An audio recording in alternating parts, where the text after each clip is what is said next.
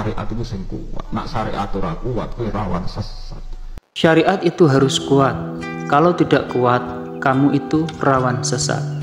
Begitulah pesan singkat dari beliau Gus Bahauddin Nur Salim, ulama muda yang cerdas dan sangat luas keilmuannya. Beliau adalah pengasuh di pondok pesantren di Narukan, Rembang, Jawa Tengah.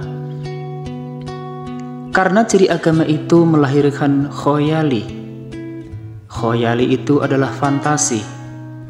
Dan bahkan dulu termasuk sekelasnya Syekh Abdul Qadir Jailani saja, ketika beliau di puncaknya akan menjadi wali, turun cahaya dari langit dan berkata kepada Abdul Qadir Jailani, "Aku itu Tuhanmu. Mulai sekarang kubebaskan kamu melakukan keharaman." Kata cahaya yang merupakan setan itu. Kenapa setan menjelma jadi nur atau cahaya? Karena ketika zaman Khisatul Musa atau ceritanya Nabi Musa, beliau juga melihat nur. Akhirnya karena Abdul Qadir Jailani tahu kalau itu adalah setan, maka beliau berkata, "Ihsa ya lain, kurang ajar yang terlaknat, terkutuk kau. Aku tahu kalau ini adalah kamu setan. Karena saya tahu Allah tidak akan menyuruh orang untuk melakukan keharaman," kata Syekh Abdul Qadir. Begitu juga dengan kita di akhir zaman ini. Orang yang mengaku Nabi seperti Lia, Aminuddin, Musodek, mereka juga berfantasi seolah mereka melihat nur atau cahaya. Sebab setan menggoda orang soleh itu dengan lewat fantasi kesalehan. Makanya nabi-nabi palsu ciri-cirinya selalu begitu, yaitu membebaskan orang untuk tidak sholat, boleh menikah dengan saudara iparnya, dan lain sebagainya, dan lain sebagainya.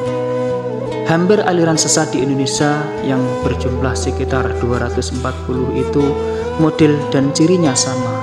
Semua adalah orang soleh, artinya tidak germo, tidak orang nakal, ataupun orang fasik. Semua orang soleh tapi tanpa ilmu syariat yang kuat, akhirnya kepinggir dan tersesat. Karena justru kesalahan inilah yang melahirkan fantasi kalau ilmu syariatnya tidak kuat. Seperti kasus di Malang misalnya, dulu baru beberapa bulan saja sudah mendirikan sekte atau aliran baru, yaitu sholat dengan berbahasa Indonesia. Gara-gara fantasinya, sholat itu biar ingat Allah. Apa artinya kalau sholat dan mau mengingat Allah tapi tidak tahu arti yang diucapkan? Baru sholat beberapa hari saja sudah mempunyai fantasi yang macam-macam. Intinya orang soleh itu kalau tidak berbekal ilmu syariat yang kuat akan membawa fantasi dengan sendiri-sendirinya.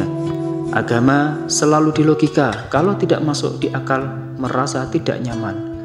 Berbagai macam fantasi itu, padahal kita tahu agama itu tidak semua bisa di logika. Sebab agama ini adalah riwayat, agama ini adalah sanad musalsal, agama ini adalah wahyu yang diturunkan pada Nabi Muhammad Sallallahu Alaihi Wasallam dan diteruskan oleh beberapa sahabat, oleh para wali, ulama, guru-guru, sampai ke kita sekarang dan kapanpun.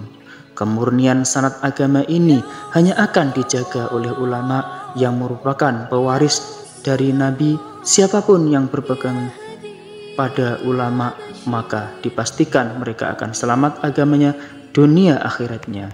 Amin ya Rabbal Alamin.